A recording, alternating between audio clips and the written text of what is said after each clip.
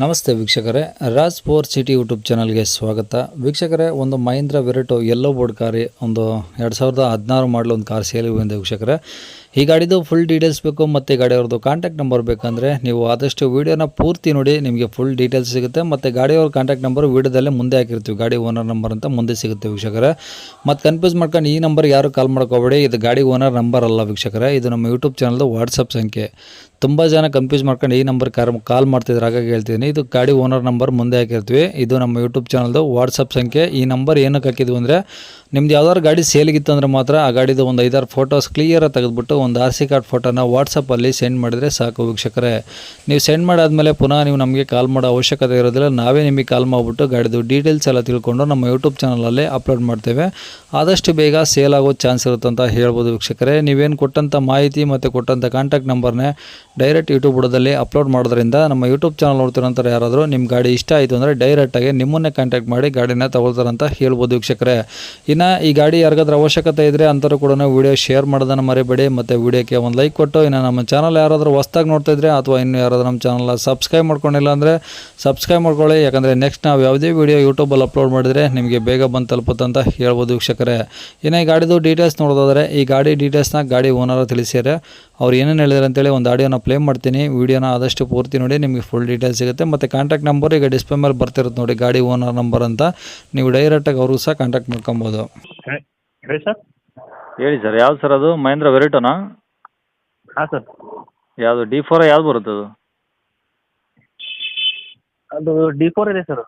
Okay, ಎಷ್ಟು ಮಾಡಲು? ಅದು 2016 ಇದೆ ಸರ್. ಅದು 16 16 ಸರ್. ಹಾಂ, ಓಕೆ. ಓನರ್ ಎಷ್ಟಾಗಿದ್ದಾರೆ? ಇದು ಥರ್ಡ್ ಪಾರ್ಟಿ ತೊಗೊಂಡಿದ್ದೀವಿ ಸರ್ ನಾವು.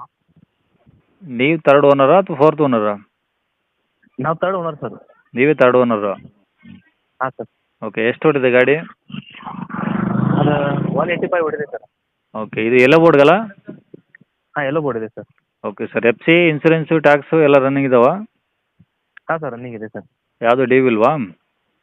ಹಾಂ, ಯಾವುದೂ ಇಲ್ಲ ಸರ್, ಇಲ್ಲ. ಓಕೆ. ಟೈರ್ ಎಲ್ಲ ಹೆಂಗಿದಾವೆ ಕಂಡೀಷನ್ನು? ಟೈರ್ ಮುಂದಿನ ಎರಡು ಚೆನ್ನಾಗಿದಾವೆ ಸರ್. ಅದು ಒಂದು ಹಿಂದಿನ ಒಂದು ಸ್ವಲ್ಪ ಈಗಿದೆ. ಹ್ಞೂ. ಹ್ಞೂ. ಓಕೆ. ಬಾಡಿ ಲೈನ್ ಹೆಂಗಿದೆ ಎಲ್ಲ? ಟಿಂಕರಿಂಗ್ ಏನಾದರೂ ಕೆಲಸ ಇದೆಯಾ? ಏನಿಲ್ಲ ಸರ್, ಎಲ್ಲ ಓಕೆ ಇದೆ.